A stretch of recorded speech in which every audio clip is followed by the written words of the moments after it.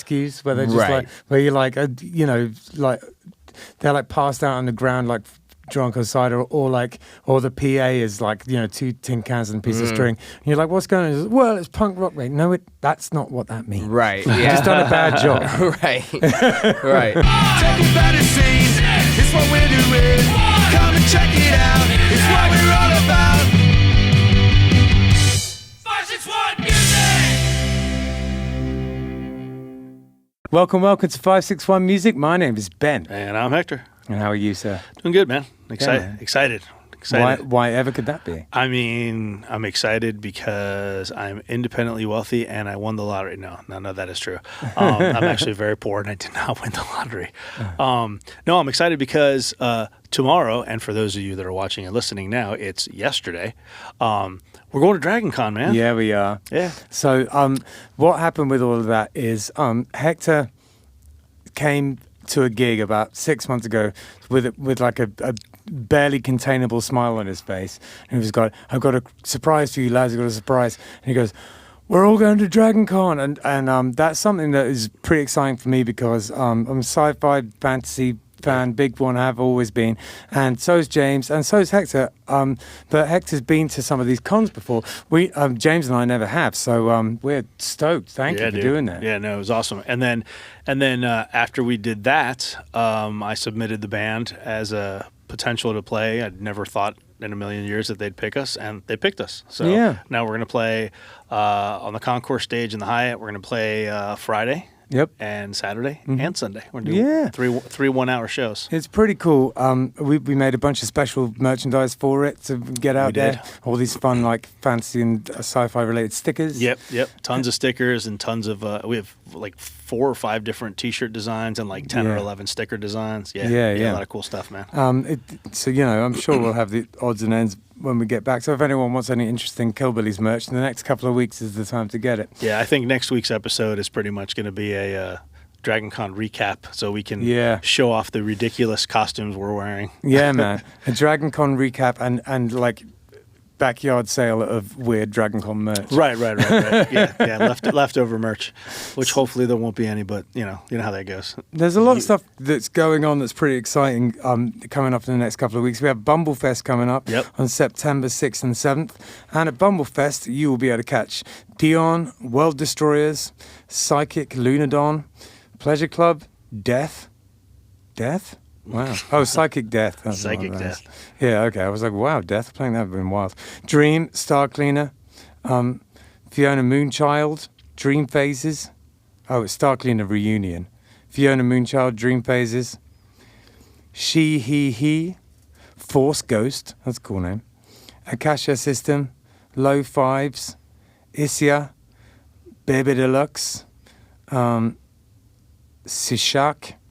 American Dream Survivors are playing. Yeah. American Dream Survivors, my buddies. Yeah. That's Surge. Yeah, Surge, man. Yeah, that's cool. So, if you are going to go to Bumblefest, make sure you catch them. They're really good. Yeah. And Zipper and Kenny Moe. And Kenny Moe's our friend who was only here a couple of weeks ago. Yep.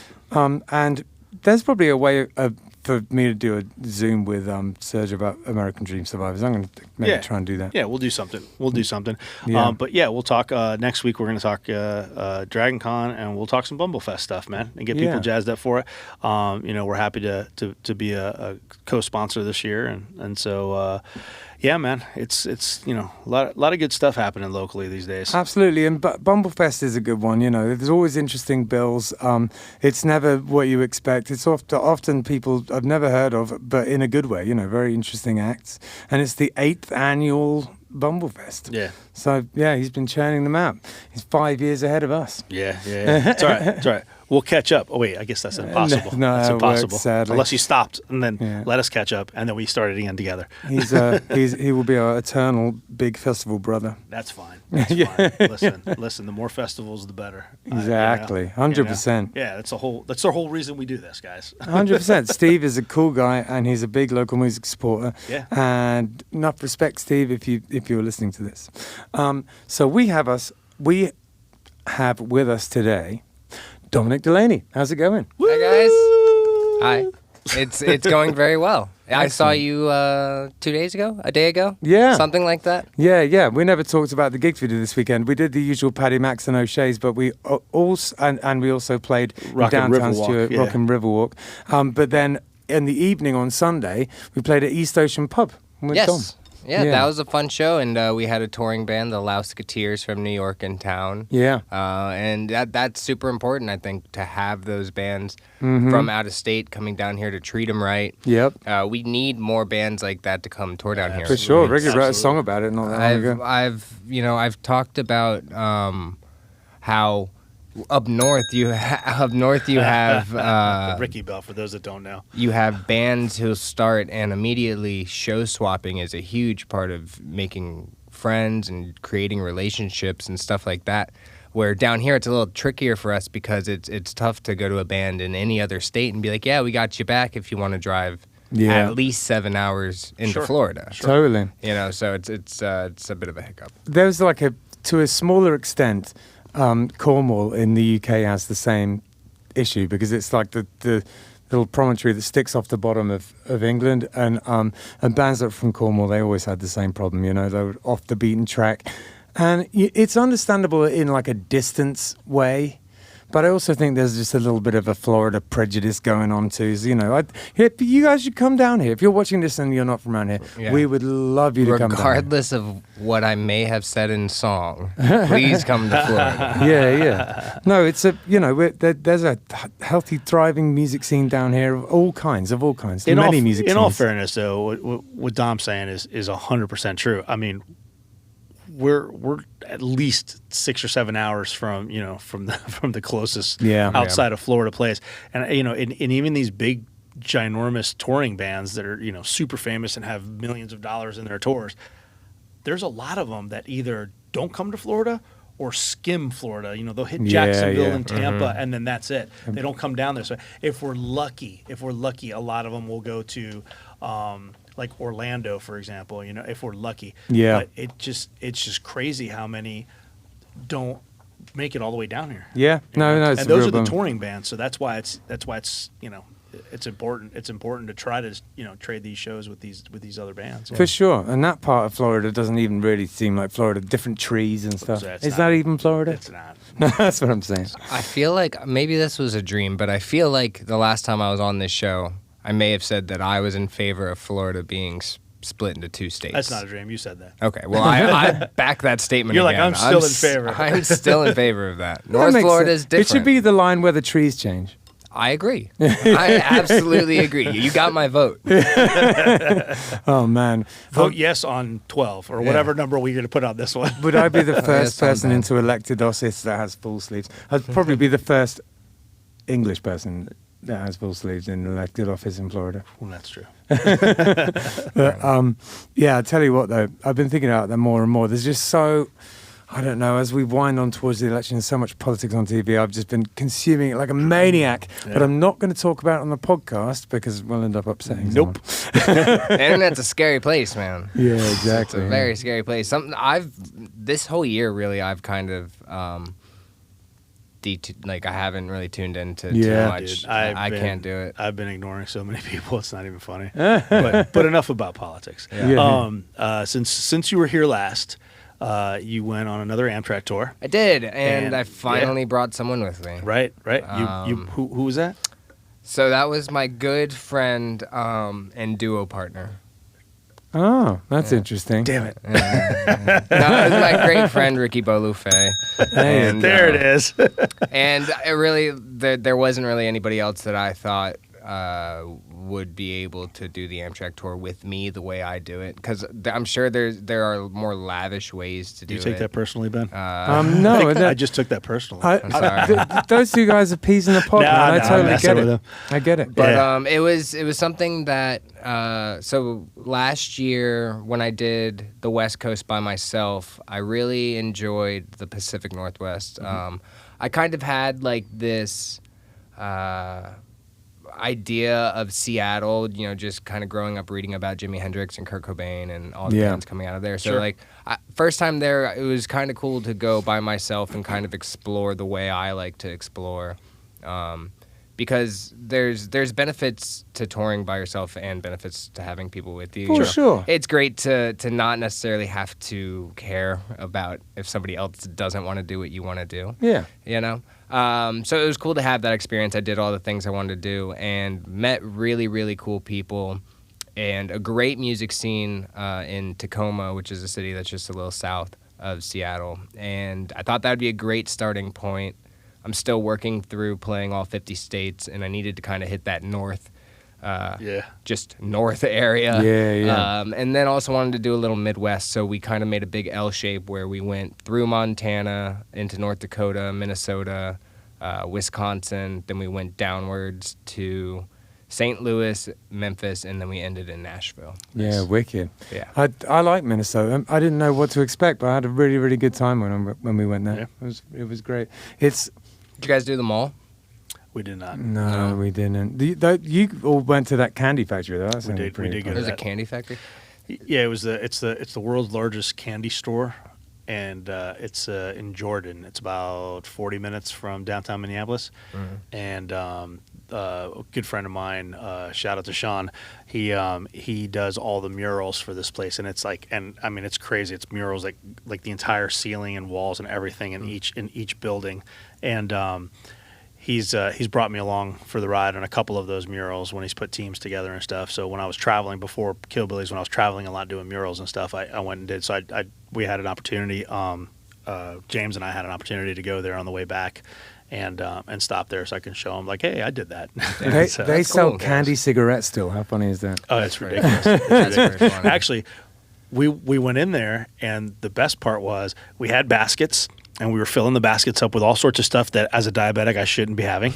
And we were filling all these. Store, the world's largest candy store plus diabetes. No, is it just was like, terrible. What It was even terrible. is that? But we were filling our baskets up, and you know, as we were filling up, we're like, man, this is gonna get expensive quick. But whatever. We had a 3-day ride home, James and I. So we're like, we got to load up with stuff. You know, snacks Stay and whatever. awake. Gotta stay and the owner of the place, the husband wasn't there that day, but the wife was, and she remembered me, and she goes, oh, what are you doing here? You know, you doing a street painting? And I said, oh, we did, but now, you know, we're driving back. The band came up and whatever.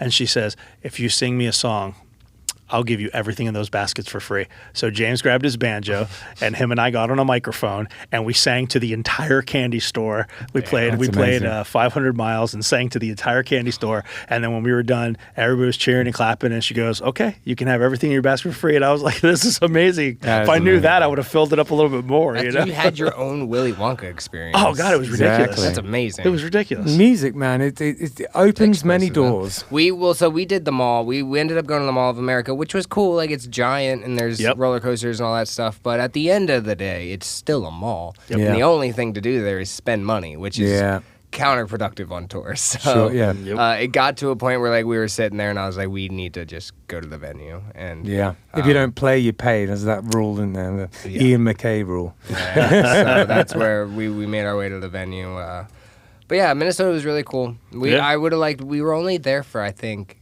11 hours or something. Okay. We had a couple days that were really rough travel wise, where we would kind of show up, go to the venue, play the show, go back to the train station, and get back on the train. Oh wow! And those were rough in a way, but I think we kind of cracked the code.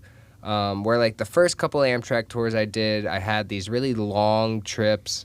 And I just kind of naturally always scheduled everything during the day because like, that's what you do that's what you do with your plane, you know. Sure. Yeah.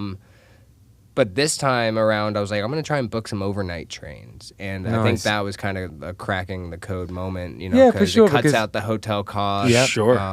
Coach on an Amtrak is better than first class on any plane. Yeah. Maybe not those crazy like $20,000 ones. But I love sleeping on a train. That rocking sends me right off. I love it. well, and like there's cool stuff too because I'm kind of a night owl, so I stay up pretty late, and so they have the observation car, which is so some trains will have that and the cafe in the same car. Some will have two separate ones. Yeah. But the observation car it's almost like completely glass. Oh, and that's so cool. we're going through like the mountains, like literally going through mountains in Montana and that type of thing with almost a 360 view around the train. Amtrak sounds kind of absolutely legit, amazing. honestly. It's the best. Yeah, It's the absolute I've been best. on many trains all around Amtrak, Europe and I love everything, you. and it doesn't sound like that has a doesn't sound like as good as Amtrak. I have outside of like Brightline and Tri-Rail, I've never been on a train. We'll get you on a train. We'll get you on one in England. Yeah. I was I had done my fair share of like tri-rail travel down here growing up, like going to Miami and Sure. stuff. But even in Miami, there's a bit of like a metro system where there's like a metro rail that'll go around. But the first time we did New York, that was with the Shake. I think that was when we were in the RV. Yeah. That was the first time where we were kind of like, we went somewhere, we could have gone further than we did from the RV, but we kind of stayed put. And like, I remember going back and being like, there's a, like subway, it's a subway system. It's New York. Like that's what they're known for. We got to ride the subway. So when I did the first Amtrak tour, Ricky and Rocky were both with me at the beginning of the first Amtrak tour for the first couple of days, and we did that least of all recording, which we may be working on again. Oh, cool. But we did that, and they came up and were with me for the first few days before leaving, and that's when I did the first run of the Northeast all by myself, and that was, looking back, the easiest because it's just so small. And then the jump to the West Coast was massive to try and go from Los Angeles to Vancouver. But it pushed the limit of how far we thought we could go. What's it like? Because getting to the city, right? That part, you know, you're on the train, you go there. That's the sitting on the train part. But do you ever find yourself when you get to the Amtrak station in the middle of nowhere? Oh yeah. And like, what do you do at that point? And so like also like not even that, but trains are the way they run the trains are very old fashioned, where I think it's like every 5 or 6 hours they stop for a smoke break. Oh wow! And like you can wander, but if you wander Miss the too train, far, you're back, you're not getting back on the Like train and like stuff. it's not a station. It's just in the middle of somewhere. It'll be a station, but the stations. I mean, some of the They towns refill the that we were cars going through looked like Kansas from the Wizard of Oz Sure. after the tornado. Like some of these towns, especially like some of the ones, unfortunately, like in the very north area of Montana, were just ransacked. But yeah, they were stopped still, and even like the smaller cities that we played, like Minot, North Dakota, their train stop is very small, but it's also like steeped in their like history. Sure. Yeah. And like it really showed when we played Minot in there's a place called Main Street Books, and like we had I think it was 13 hours, maybe 17 hours. I can't remember how long our trip was through Montana. It was really long. And the whole way there, we were Googling things about Minot. And the first thing I learned was Minot, North Dakota is statistically the most likely place for nuclear fallout. What? Yeah, because Russia and stuff coming over and everything? because apparently that's where all of our nukes are, is Oh. in North Dakota, Okay. in the ground. And I was concerned about this. So and what is statistically the place that's most likely for there to be radiation from fallout? Yeah, probably. Oh, jeez. Yeah, That sucks. yeah, not great, but I was wondering where the third eye came from. I was just exactly. You I was hadn't just gonna exactly. say, That's where I did you got encounter anybody with a third eye? You know? but so like we were looking that up, and then we got there, and like we also read that the population, if you look on like Apple Maps, the population's somewhere around like 4,000 or something like that. It's very small. But when we got there, our kind of local tour guide was telling us like they found oil here. Yeah, and okay, so yeah. like that 4,000 people might have been like last year or 2 years ago, but that shit's bumping That's over. now. Yeah. But it was Now still, there's 4,000 people just in the oil plant. yeah, exactly. but it is still has like really small town Radioactive vibes. oil. Yeah, exactly. These cars are gonna fly, man. For real. Runs on Nuclear water, oil. man. But we did get like a small town vibe experience from there. And when we played this little bookstore on a Monday night, we had a great crowd. And we were kind of sitting where we set up the merch, and I looked to my left, and there's like all of this, like A is for apple, B is for banana, all this little art that's done, and then it gets to E, and it says E is for Empire Builder, and that's the name of the train. And like that's how important this train is to these people. Like it's steeped in their history as you know, really the only way in and out of where they are. Gotcha. So the stations, the one that you went on, the Amtrak one, that's cool. So like some of the stations are still are pretty run down. If you know, I kind of stopped having any sort of preconceived notions of what stations will be like, because the ones that I expected to be kind of run down weren't, and the ones that I expected to be nice, you know, weren't. So, but yeah, sometimes. So what do you do when you show up to one of these places and it's absolutely in the middle of nowhere and you got to get to the gig? Do you public transportation or Uber? I stick to public transportation. Do you find that you had to get a lot of Ubers or not really? Not really. We in Seattle, when we landed, we got on just the public buses, and it's kind of in every city. The first public bus is like dipping your toe in to see what it's going to be like, and to see what it's going to cost, because it's not the same everywhere. So, for instance, I like a bus ride. They're just a little bit unnerving because you're not sure if you're going the right way all the time. Well, and so Seattle like has its fair share of drug problems and mental health problems and stuff like that unfortunately kind of spill into the public transportation. Mainly also because, like, for instance, I was told that the public transportation was not free, but we never paid. Like, no one ever asked us for a fee or anything. So it's kind of just to the point where even the bus driver's like, I don't want to deal with having to ask someone for money. So just get on the thing. We did, you know, in Seattle, we had a bit of a. We're pretty. Me and Ricky are pretty good about booking hotels and reading reviews, or at least he is. He's pretty good about reading the reviews. And we read this Very one. Very thorough man, Ricky. He is, but but we read this one together, and I remember it said something about like, hey, the prostitution's bad. And we were like, this guy's and you were like blowing it out of proportion. So we go and like we're walking up to the hotel, and we've long forgotten this, and see this yellow sign outside of the hotel that just says no prostitution. We're like, oh, that's a decent rule to have, I guess. And we looked down the road, and it was like a scene from a movie. Like there was probably 40 or 50 working women on the road. And it was kind of like, okay. So we were in not the best area, and it kind of like made us go back and double check the rest of our hotel reviews. The best area, depending on how much of a pervert depending on what type of night you want to have. Get somewhere, you guys are doing your public transportation. If for some reason, whatever that reason may be, some reason your mic is cutting out again.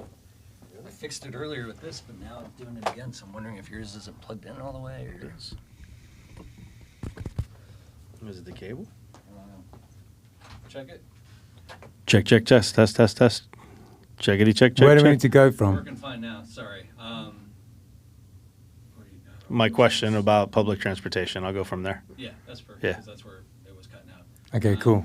Also, I missed a couple of the dings. You'll have to go back and just kind of like, That's fine. As long as you can hear them, it's fine. Yeah, it's all good. Sorry, Yaz is about to switch out and everything, and then that happened, and I was like, all right, I'm just going to come in and. No worries, man. No worries. Thank you.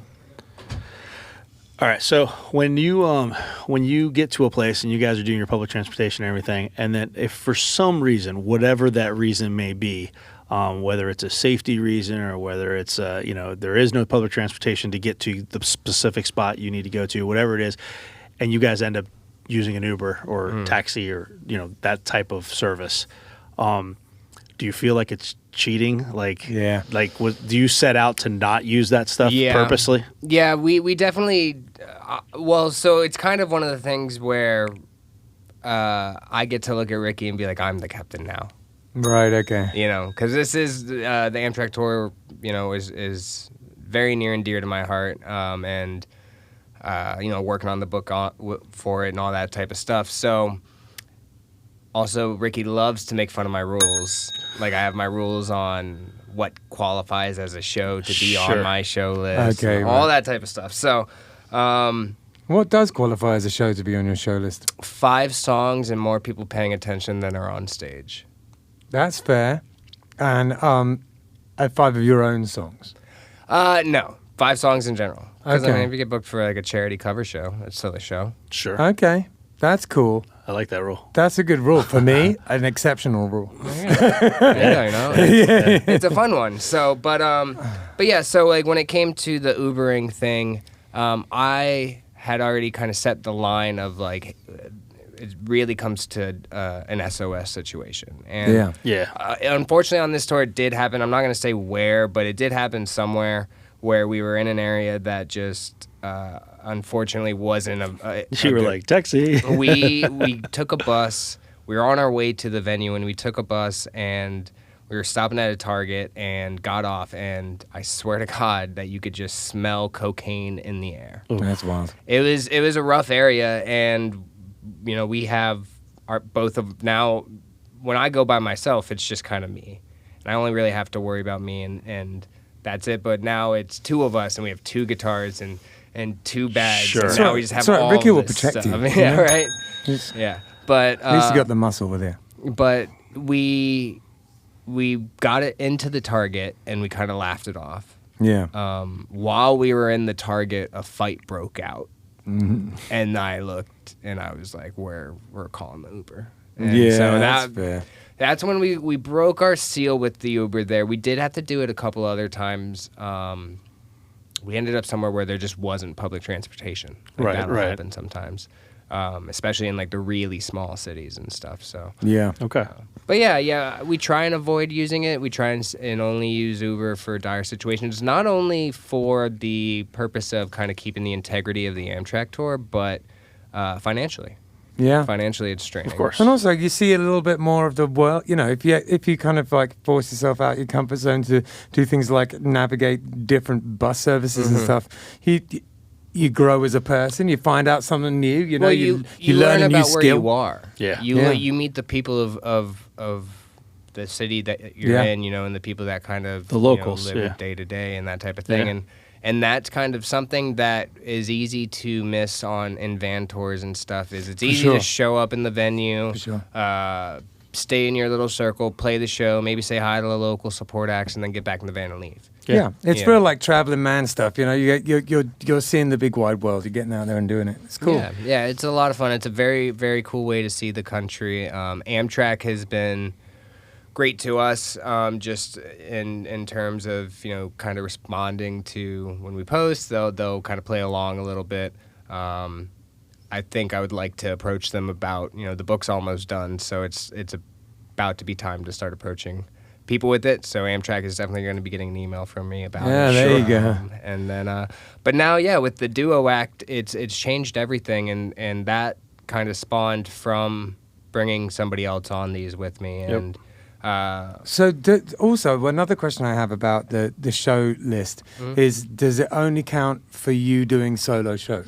So the new Duo Act will have its own list. Okay. So and you do, when you play with the band, is that's on my list? Okay, gotcha. Yeah, that's just under my Dominic Delaney umbrella. So you guys, you mentioned My Not, and so you guys started the duo, and basically, at some point, as the story goes, from what you were telling me, you guys decided while you were on tour that you were going to write an entire album, and it was going to be. What was it? A song per city or a song about each city? The original idea.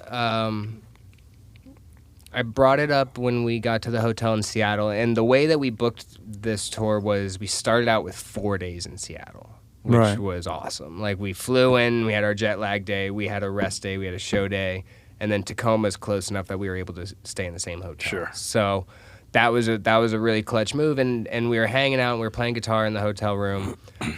Trying to drown out some of the noise from some of the neighbors. And I brought it up. I was like, hey, we should write, you know, this duo thing together, and it could just be a fun little thing. And we wrote the first song for Seattle. I mean, it was a really slow, folky song, and it was fun and everything. And it was kind of like, all right, well, one down. Let's see what happens next. And then we wanted them to represent the places they're from a little bit. So Tacoma, you know, we played a bit of a folk punky show. A bit more of a folk punk song. But yeah, so that was the original idea. And we were pretty good. We were churning a song out a day for the first 8 days. Nice. We got the majority of it done pretty easily. Yeah. I want to say, like, I'm trying to think of how long that train ride was through Montana. It was at least 17 hours. Yeah. I want to say it was Wow. close to 30. I know Okay. we had, because I know that we couldn't break it up. I tried my best to find a show in Montana, but that area of Montana is called the High Line, and apparently there's nothing there. Gotcha. So we couldn't get anything in Montana, just kind of had to waste the day. I think it was even like a Saturday. Like it was not, it didn't Just really wasn't make ideal, sense. yeah. It sucked really bad. But it ended up kind of working out because then we had our Monday show in Minot. That was amazing, you know. Wicked. And yeah, some. I things think when work you're out. on your own like that, which is kind of like solo stuff or duo stuff, you can have weekday shows that just randomly turn out to be great. Yeah. You know, Yeah. because you're not necessarily there as the life and soul of the party for a giant, huge group of people. You can be, Yeah. but you could also just be like, you know, in a bookshop or something like that. You could, you know, just post it up, playing to a few people who just kind of, you know, it works. It works on a weekday. Is basically Yeah. what I'm trying to say. Yeah. Yeah, well, and you can do the shows earlier. Yeah. You know, you can get away with an afternoon show, and that's where, you know, my duo partner and I. Well played, sir. Well played. Whose name Yeah, rhymes whose with name- Nikki. Yeah, exactly. We did that 2-day tour where we did, I think that was 11 shows in 2 days or something Yeah. like that, where it was around Florida. And that kind of was another cracking the code moment where it was like, oh, why are we limiting ourselves to one show a day on tour? Yeah. And that may come into play on this upcoming Amtrak tour that we're currently booking. Okay, cool. Now for the duo tour. So we are looking to get on the road as the duo act, which will Nice. be really fun. That'll be in January. But yeah, we're looking to get back on the road. We have a fun show. And the First name of the big band one. is Drb. Yeah, right? Drb. That's what we're Drb. going with. I quite like it. DDRB. It's Yeah, good. so DDRB, we kept it simple. We do have our first kind of big show coming up October 24th with Jen Pop from the Bomb Pops Yeah, and Brendan cool. Kelly from Nice, Lawrence Arms. nice. That's going to be at Propaganda, and we're really excited for that. so. Wicked. Yeah. Yeah, I've seen you guys at Prop, and I thought you were awesome. Killer. Yeah, it's something that I had never written. We obviously have played together. Me and Ricky have played together for years. Why did it make like that weird one? And I was for just us? gawking at you, and I didn't even Yeah. think to do it. Oh my God.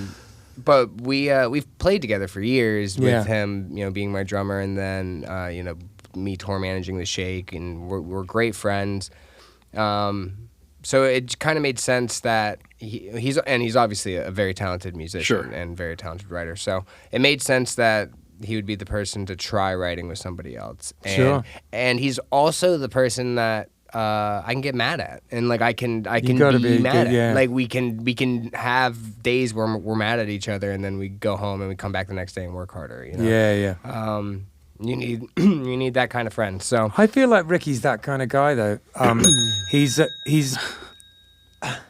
I don't dislike the experience of being in having some kind of relatively heated discussion with him. I'm happy to get into it with him. You know what I mean? Yeah, Because I'm pretty sure absolutely. he's not going to take it personally. well, you know? because it's all out of Sure. at the end of the day, we're especially with the duo thing kind of being something that is an equal 50-50 investment essentially.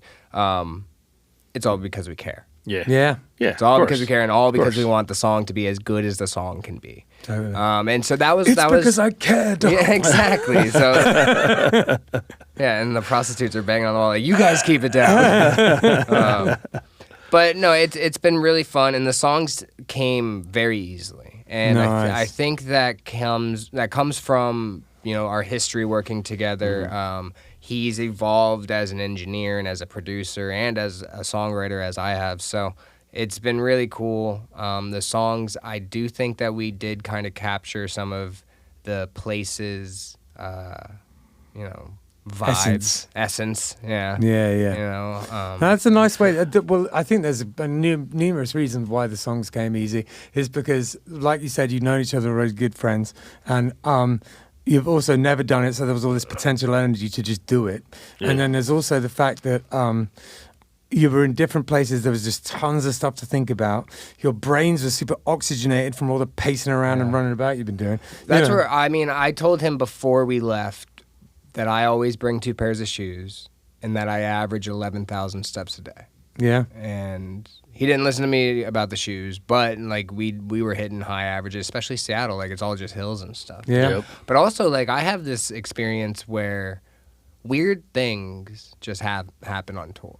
Of course. And Well, you know. It's just you put it's yourself very, out there. very like breaks in the simulation, essentially. Sure, Like, yeah. There was one that happened in St. Louis where it was the first place that we got to on this tour that was like warm, and we like it wasn't cold where we were, but it was cold enough that you could wear a hoodie and have like pants on all day.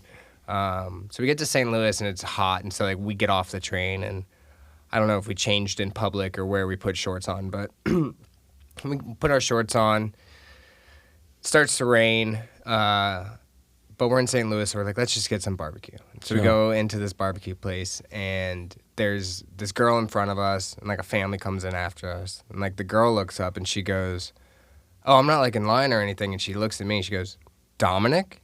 Oh. And I was just like, "Nope." Absolutely not. And she kind of did like a double take and then hit me with the "Sorry, you look so familiar." And I just kind of stood there. Ricky was confused as shit. I love the way that your immediate response is no. Yeah, absolutely. I was like, "Nope." And it What? turned out it was an ex-girlfriend from high school. Oh, wow. Did you eventually say, yes, it is me? No. Nah. Whoa. She just walked out. She's yeah. gonna hear this podcast though, and she's gonna Yeah. be like, "Oh my man, I knew God. it was It that. was me. Knew it was Yeah. it." So the question I have is why? Why no? Why not? Why not? Yeah, why not? Why not? And it's another night in Janesville. And, Why be so sheepish about I your don't know. identity? It was really quick. It was honestly like I blurted It's a out. defense you know? mechanism. It really was. You didn't know why she was asking, I and didn't so know. you Yeah, were I like, don't "Nope." know. Yeah, I I had think to it's the sa- assess. I had to assess the situation. It's the safe move. I'm not saying it Did was you a say good yes, response. and then they hand you papers, and you've been served, Exactly. sir? Exactly. Maybe It's a I need to process learn to every do that. now. If someone said, "Hey Ben," I'd be Nope. I was just like, "Nope," and I kind of blurted out the "nope," and when she was like looking at me before she like said, "Oh, like sorry, you look so familiar," I was like she's gonna call me out. Like I'm such a dumb person. Like I have my name tattooed on me. I'm holding my guitar case with my name on it. Like all this stuff. I'm like, she's gotta call me out on this. Well, And she probably just respected call the my fact that you bluff. said no. yeah. You know, which is She's kind of like, cool. she's like, what a bluff. But yeah, I guess like the main reason why I was just like, there was no benefit to that, to continuing that comment. I was gonna be like, you want to come to the show tonight at then all of the a sudden- DIY spot? Right. You know. And then if she was really up for it, it'd be super awkward. You Yeah, know? it was just an easier thing to avoid, but it was very bizarre, and it was something that was. You meet It's one people of the when you're things. traveling. You meet people you shouldn't meet all Yeah. the time. Oh, it's one of the yeah. weirdest things. Oh yeah. I Yeah. feel like too, you kind of get thrown these like curveballs because like it's obviously we're already in a very creative space. Me and my duo partner. Right. We are constantly writing, and if we are not playing the show, we probably have a guitar in our hands, or at least like we're working on words and throwing things back and forth and stuff. And so like just weird things happening.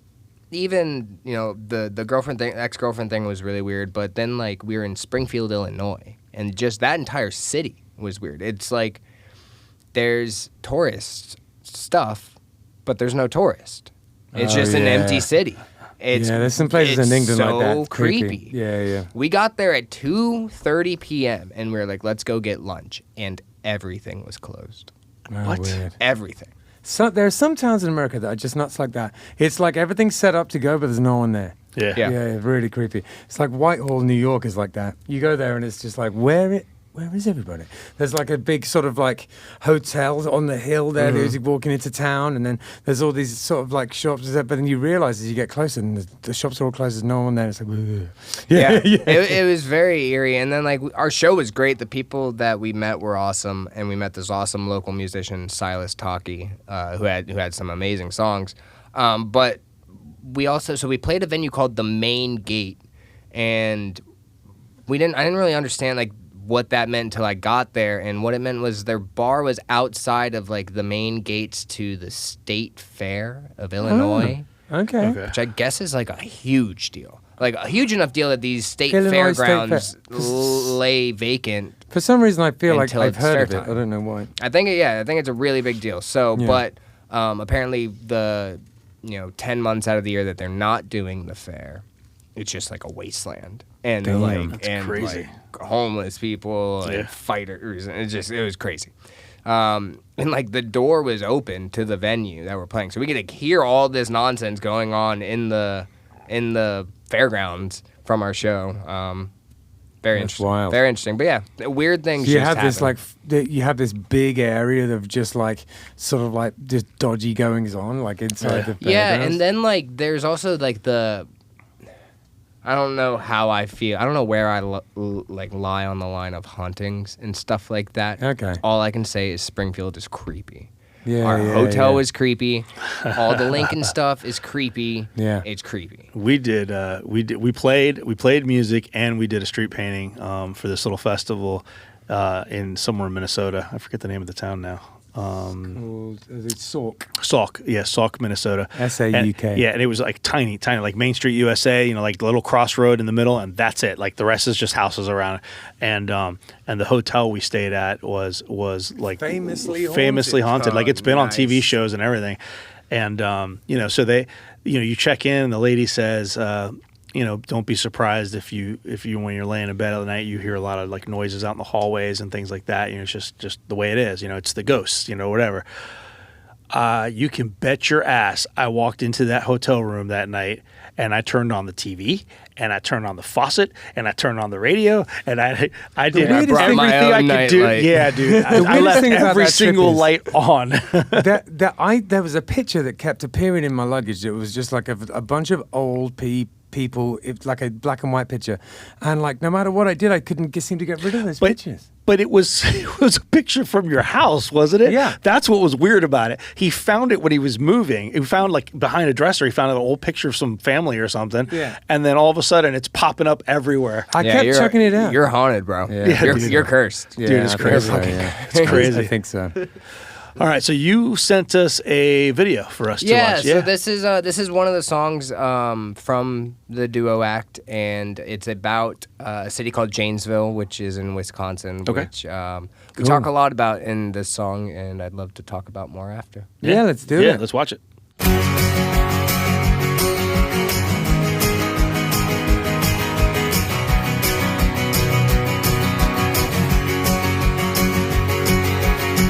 Party Marty went and picked us up, cherry on the top of our good luck. Just another night in Janesville. Made a little stop along the way. Waukesha, what can we say? You're burned into our brains still. Oh, you know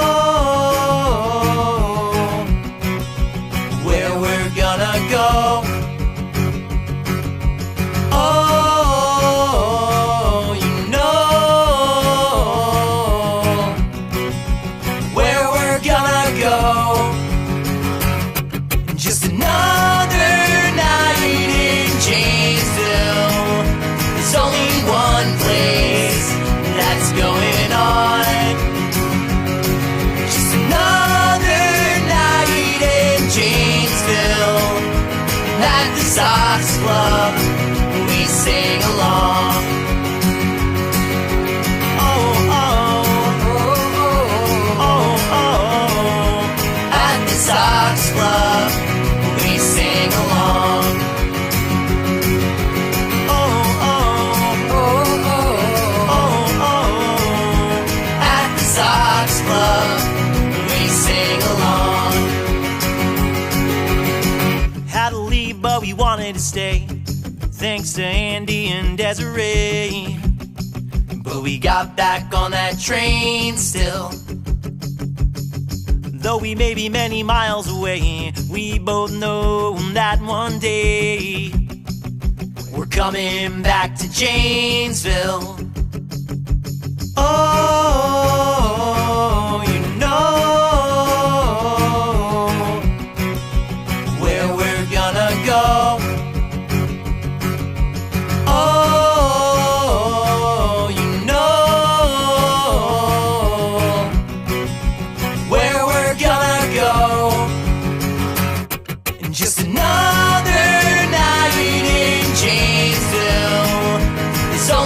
one place that's going on.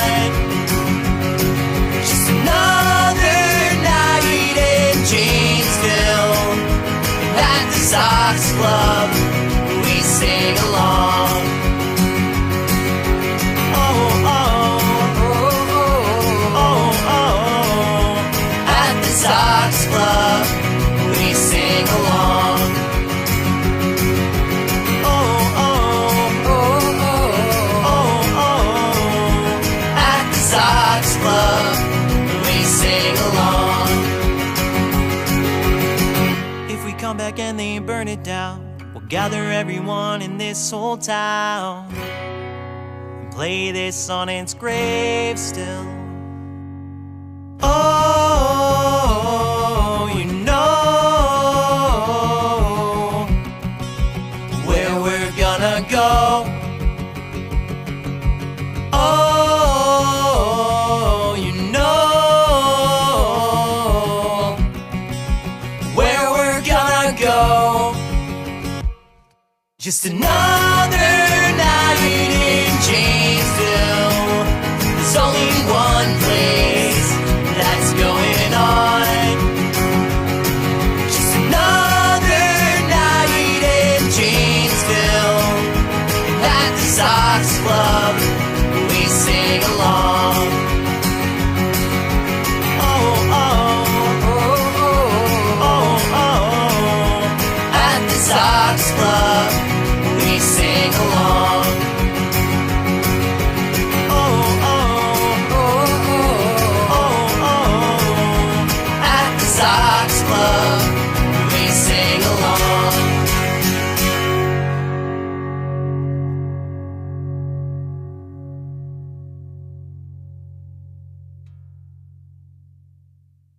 On Friday, September 6th and Saturday, September 7th, West Palm Beach is hosting the 8th annual Bumblefest, and such bands as Dion Lunadon, World Destroyers, Pleasure Club, Psychic Death, Dream Phases, Star Cleaner Reunion, Fiona Moonchild, She He He, Force Ghost, Akasha System, Low Fives, Isya, Baby Deluxe, Sishak, American Dream Survivors, a favourite of mine, Zipper and Kenny Moe, Severed and Said, and Justin Depth will be playing. A lot of these acts are absolutely fantastic, and Steve Ruhlman does a fantastic job of this festival, and we are very proud to be co-sponsors of the event. So, please get down to Bumblefest. It's always a good time.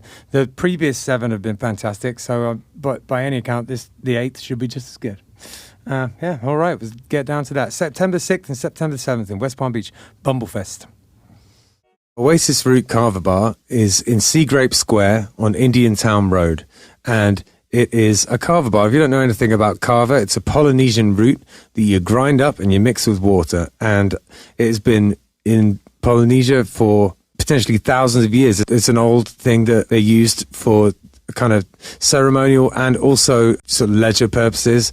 It's meant to be something where, that brings people together. You all take a shell of kava and chink them together and say bula and have it together like that. It's meant to be something to bring people together. It has a kind of an effect, which is, I guess, a kind of a slightly warming effect. It just kind of makes you feel nice. It's not particularly intoxicating. It's not like drinking alcohol. So the atmosphere in a kava bar is sort of like a cross between a regular bar and a coffee house. It's pretty chill in there. You get all sorts of different types of kava bars. Some of them are more like a club, there's sort of like blacklight and EDM playing. And some of them are more like a cafe. This is one of the cafe type of ones. It's super chill in there. If you're looking for somewhere to, I don't know, maybe go and do some work on your laptop or go and have a chat with friends, it's perfect for that kind of thing. There's a foosball table in there if that's your jam, or baby foot as they call it in France. Yeah, Jim, the owner, is a really cool guy, and he has very kindly sponsored our podcast. So thank you very much for that, Jim. They also do a poker night in there, all sorts of things going on at Oasis Root. 561 Music is sponsored by Live Music Community. It's where we film the podcast that you're listening to right now, and it's also where I work. Gavin, Hector's son, was a student here for a long time, and in many ways he's the musician he is today because of the teachers at Live Music Community. We taught him not only about his instrument, but also about being in a band. And his band, Unemployed Youth, accomplished a lot of goals, mostly band etiquette, how to work together, and all of the nitty-gritty that goes into being in a band on a day-to-day basis. The student signs up for lessons, learns their instrument, joins a real band, and decides the direction it goes in. And we can take people from very young age, 6 or 7 years old, all the way up to 80. There's no age limit here. We run an adult program for people who want to be in a band as adults, but really the main focus is on the kids and getting them playing together and in bands. We are also a studio, a live stream venue. We can record audio or video. The Killbillies live album, Warts and All, was recorded here. It was recorded during a live stream that we did during COVID.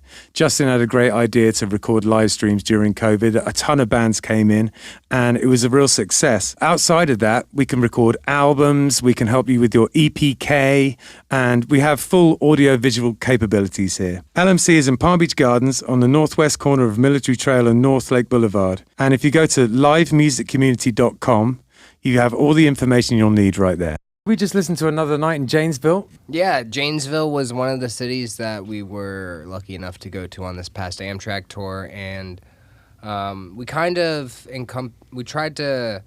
encapsulate 3 cities really into this one song, because we arrived by train in Milwaukee, and then our promoter, this man named Party Marty. Yes. I love that. he picked us up and he drove us. He's a music teacher and has a bit of an operation.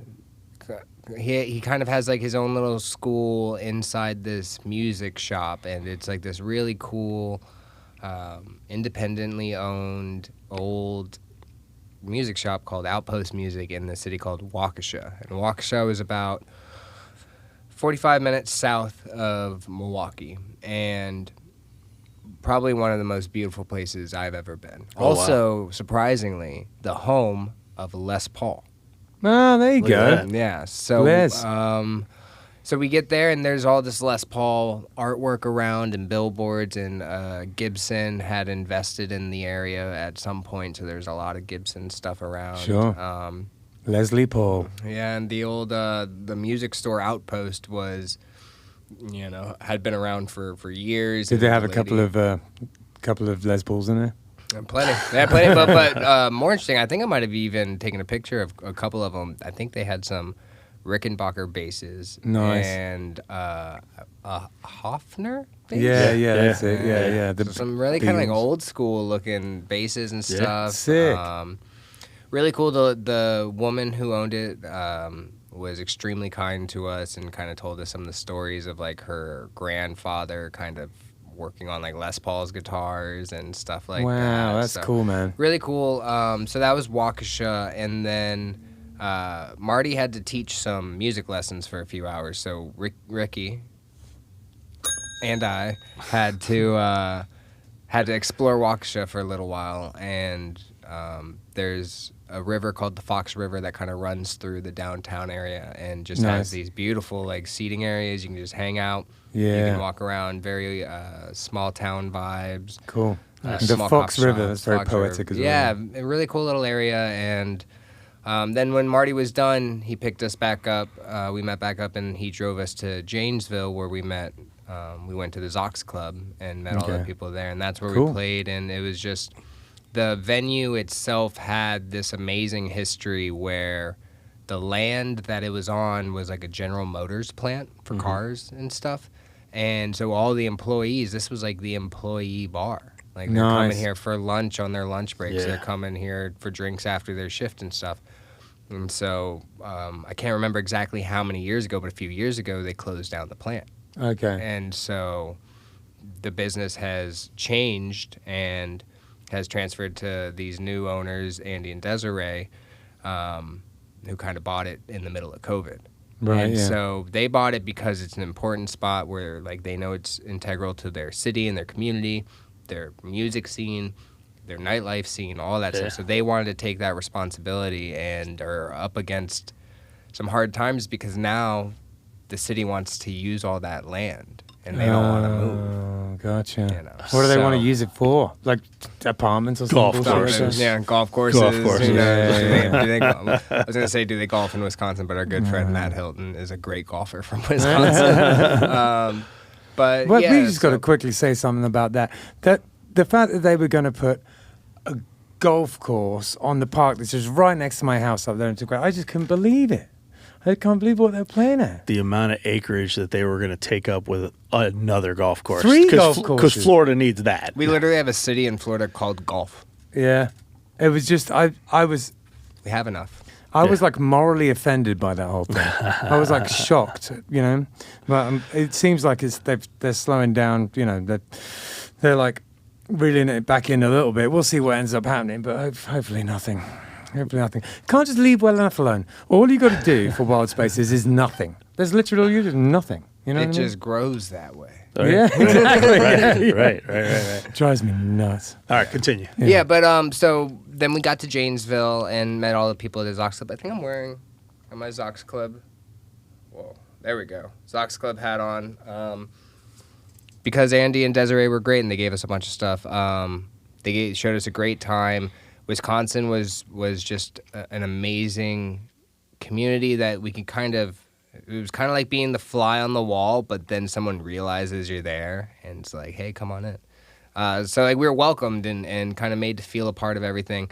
They had these things in Wisconsin called pull tabs, Okay. which I'm trying to remember exactly how they work. So I was told they're kind of like scratch offs. Oh, yeah. But you put your money in, you cut and you pull out, and you get like these things with these pull tabs, and you like pop it, and you can win like up to like $500 or something. Yeah. That's cool. And everybody like we told What our is a friend. poll? What do you? It pop? looks like a slot machine basically, and it's got like usually like 3 Yeah. tabs, and you pop it, and then you peel them back, pull tabs. and then it has like whatever the icons on there that make you win. you know? Apparently, people win enough that when we told our buddy Matt Hilton, who's from Wisconsin, he immediately Venmo'd us money and was like, "We'll split the winnings." Whoa. And I was like, "Oh, this is legit. Let's go." Yeah. So I bought like 20 of them and Yeah. didn't win a penny. Yeah. Not a single penny. But we had a great time. And, Yeah. And the show itself was really good.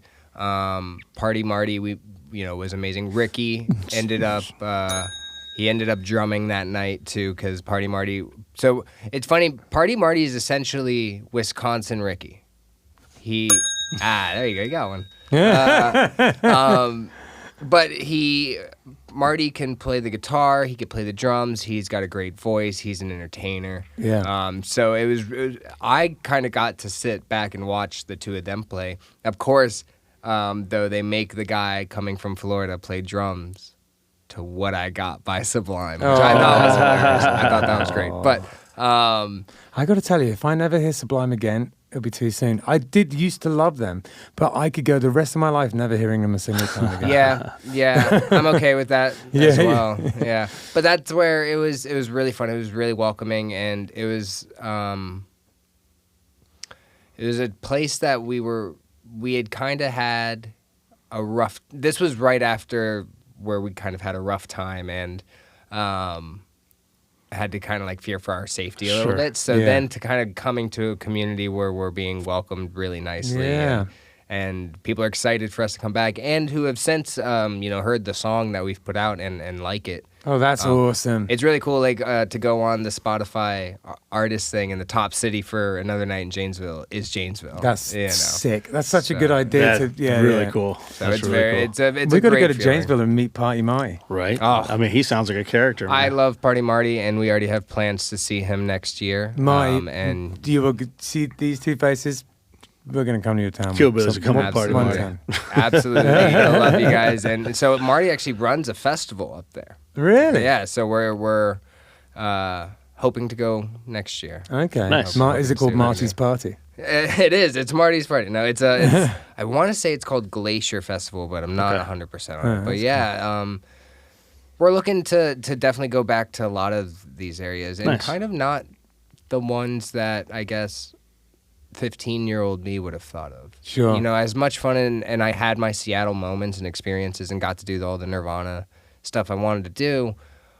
I'm more interested in going back to Tacoma. I know what you mean. Sure. Good gigs sneak up on you in the strangest places. Yeah. They do. Minot, like I'm so excited to go back to Minot because there's another place we had a great promoter who really cares about their scene. It's great to find the people who have the same passion that you have for your local scene for theirs. Yeah. Sure. Because there are times where, especially the more that you do, the more that you travel and the more that you tour and try and play, you're going to come across people who might not be the greatest at their job, or might be starting out, or might be having a bad week. Like you that, know? like that first show that we played. You meet those people who do that. The guy said, "I forgot you were coming." Exactly. Yeah, you meet those people who like use punk as an excuse, where they're just Right. like, where you're like, like they're like passed out on the ground like drunk on cider, or the PA is like 2 tin cans and a piece of string. And you're like, what's going on? Well, it's punk rock, mate. No, that's not what that means. Right. You Yeah. just done a bad job.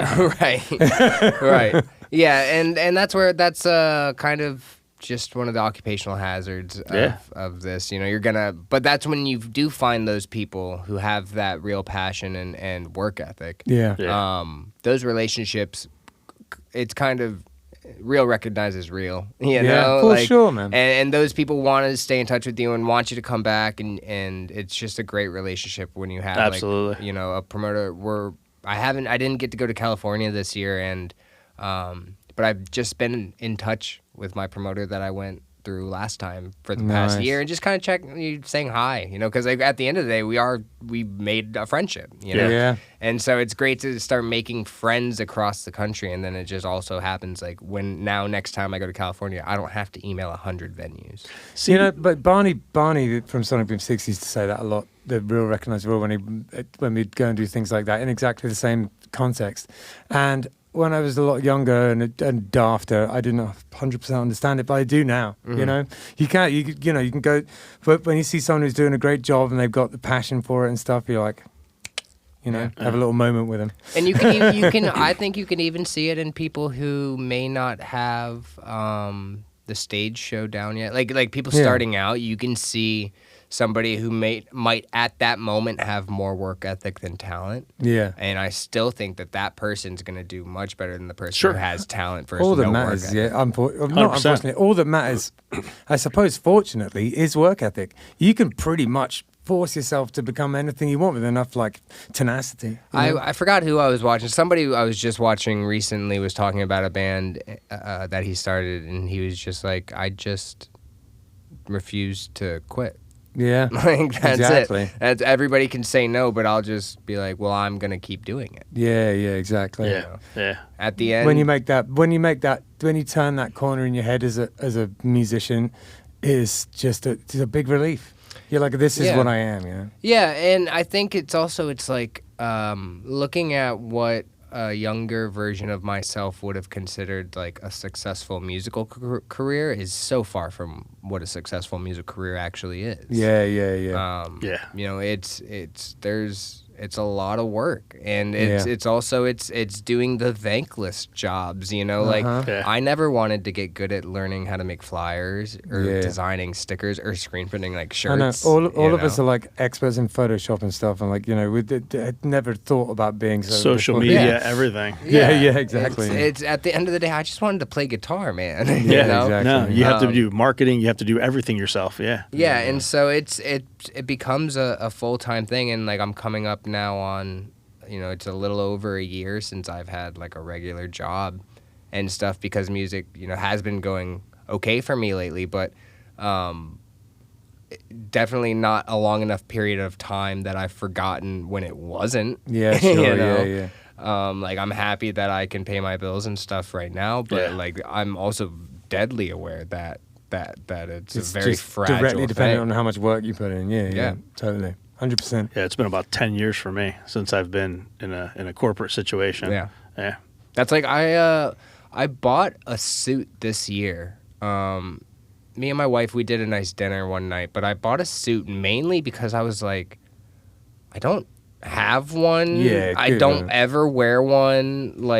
I wouldn't know what to if somebody said, "Hey, you have something important to wear a suit for," I would have just been like, I can't go. So I got a suit that would look nice on me, and I wore it and stuff, and it just felt very odd. very odd. Yeah, I was just like, I have one suit and same thing, man. Everything else is t-shirts and jeans and whatever. band shirts, Yeah, exactly. black jeans, Exactly. chains. Yeah, in exactly. one form or another, I've been just about pulling this off since I was about 25, and I'm still acutely aware of how fragile it is. Yeah. I really am, and how lucky I am. I wake up in the morning and think, sometimes I'll complain I'm busy all the time, get busy and just feel like there's stuff, there's never any time to do anything else but this. But the fact remains that I really enjoyed 95% of the stuff I got to do. Yeah. So, Yeah. And it's that's fine. where it's like even I'll find myself complaining about things when I'm working on them. And I've started to try and catch myself a little more when I'm doing that. But at the same time, like when I'm complaining, it's like I know that I'm complaining about something I love. I'm just bitching to bitch. Right, Sometimes you right. just need to bitch. Right, and, of course. And so I've started to kind of be a little more forgiving with myself for that, but also being aware of like, hey, buddy, like you're playing music. Yeah, You do exactly. get to play music, so. Yeah, every now and again, if I am complaining about something, which I don't do very often, but do occasionally, It's usually me. So someone will catch me, and I'll immediately snap back into, oh yeah, I'm really lucky. Shut the fuck up and just get on with it. I remember, so the last like real job that I did have, I was working at the Aldi warehouse. Right. And the job was pretty much you built pallets of fruit, meat, whatever. You drive this, like, it's not a forklift, but it can do the same shit. Like, it holds 2 pallets, but they're on the back. And so you drive this little thing around all day. I remember when they were doing the training that the guy said, hey, so the most common injury here is, like, hand injuries. I was like, well, that's going to be a fucking problem for me, man. Yeah. So I kind of, like, half-assed my way through this job for, like, you get, like, a 90-day probationary period or whatever. And so 90 days is up, and they come up, and they're like, Don, you got to start picking up the pace a little bit. I was like, you guys told me that the most common injury is essentially people cutting their fingers off because they drive these machines and like crash them into things.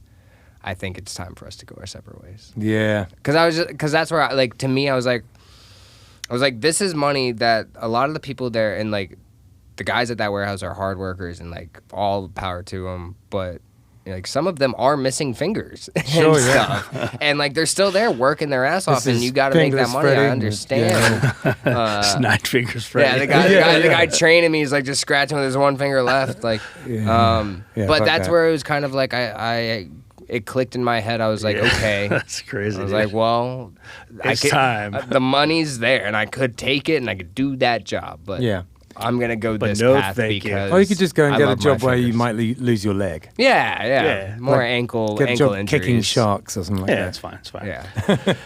All right, so usually at this juncture, we talk about things coming up, and Dom, you have something really special coming up. I do. I have show 500. 500. I love the art you've done for it. That yellow Thank and pink you. stuff looks badass. Thank you. I definitely wanted to steal from the Sex Pistols. Yeah, and man. also on the poster, the 500 is the Black Flag logo. Yeah, so that's going to be at Anchors Away on September 20th. Yeah, dude.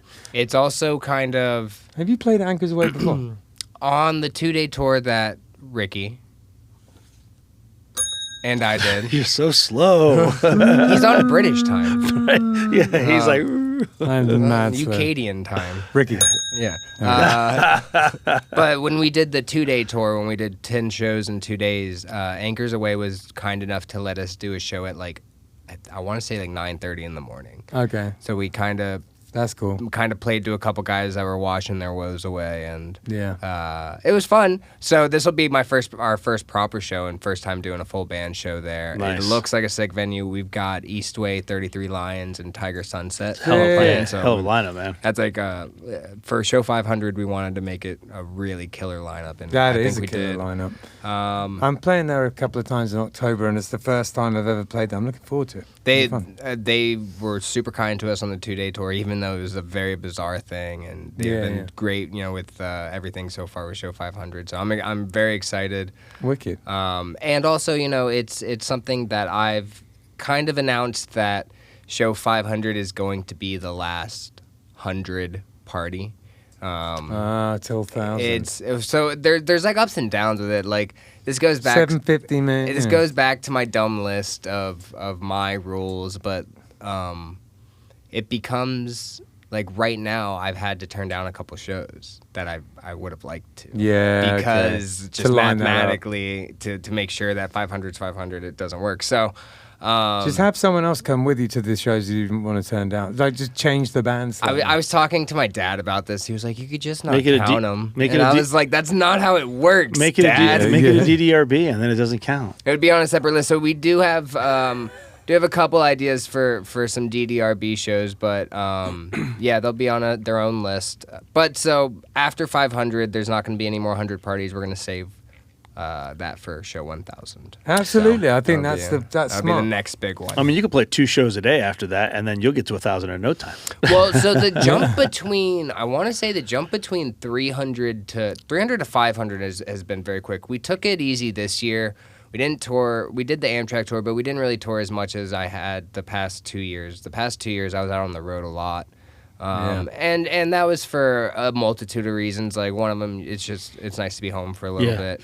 Recharge, work on the album, work on this duo project, and then to kind of map out show 500 because I knew it was coming up. But yeah, the jump from 300 to 500 was very quick. Nice. Because I remember it felt like it took forever to get to 100. Yeah. I remember that, and like looking back. That was before I'd stopped drinking alcohol and kind of partying, and I kind of question how good those shows were. Almost, I'm sure I know that some were very bad. Well, I've got to tell you Some I too, remember. everything seems hard. When you're drinking all the time, everything seems like so much more of an effort. You think, oh, I'm just doing this, everything's so hard, and I'm struggling so hard to do this and that. It's like, well, just stop drinking. It gets way easier. Well, and your brain lies to you all the time when you're drinking. Yeah. No, Like you're like, I'm amazing. well, My brain has to be the best of times. When I drink, it's terrible. I used to always be like, a beer's gonna help my voice. Yeah, all that bullshit. You know, I was like, no, fuck, it's not. Yeah. Beer's gonna help me get drunk, you know? Yeah. But that's where those shows, looking back now as somebody who tries to be as professional as I can be while still kind of being myself and being goofy, there's like a level of embarrassment and like shame that I would waste other people's time like that. That's what really bothers me, because if someone did that to me today, I would, maybe because I've been there, I'd have a little more sympathy for it, but I would be rubbed the wrong way. Yeah. You know, and so like that's like there are situations that I know that I set myself back further from those decisions. How do you've been sober a while now, so have I. How do you feel these days like when you're out? Like, can you comfortably be somewhere at night around drinking people for longer than you want to be and it not spin you out? I can enjoy the hang. Yeah. And I definitely think that it's more accepted. Yeah. These days. Like, I remember very quickly after I got sober, it seemed that like I always had my Liquid Death with me. Beep that out, no free ads.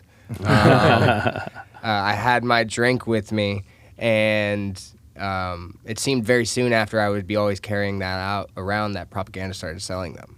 Yeah. And more venues kind of started doing that, and bars started doing that, and then the non-alcoholic beer thing is a more common thing now. So it's relative. Once you start looking for it as well, you realize it is relatively common. A lot more people don't drink than you first think. Yeah, I like the I did like a club soda was my first thing. That was something my duo partner recommended to me because he also doesn't drink.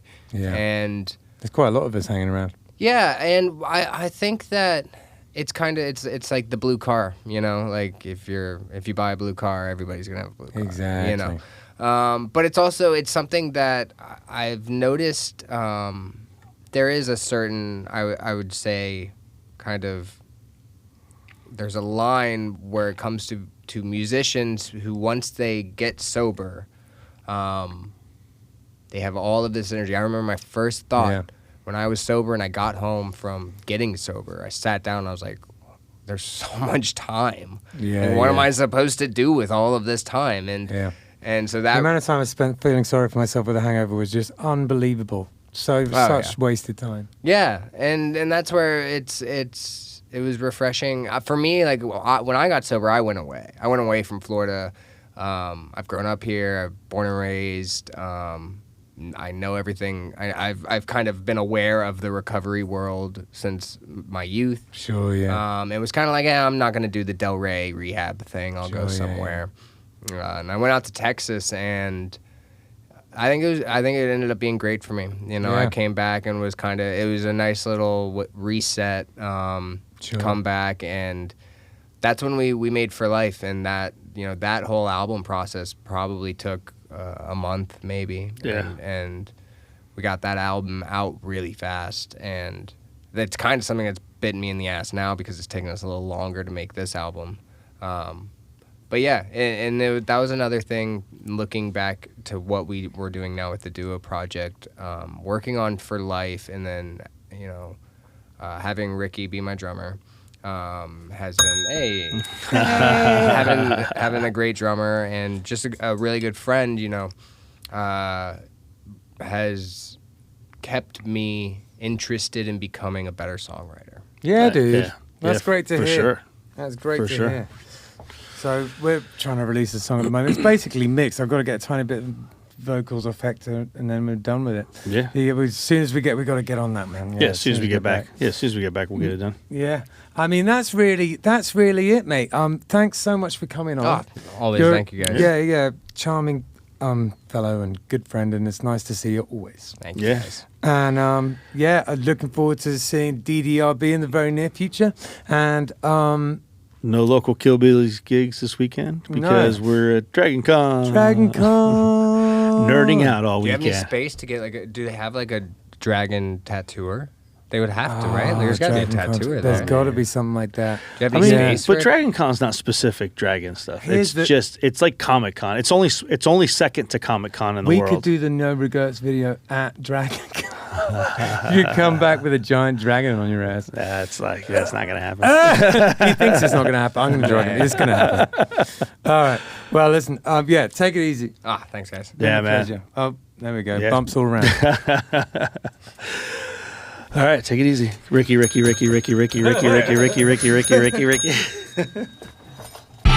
about insane, it's what we're doing.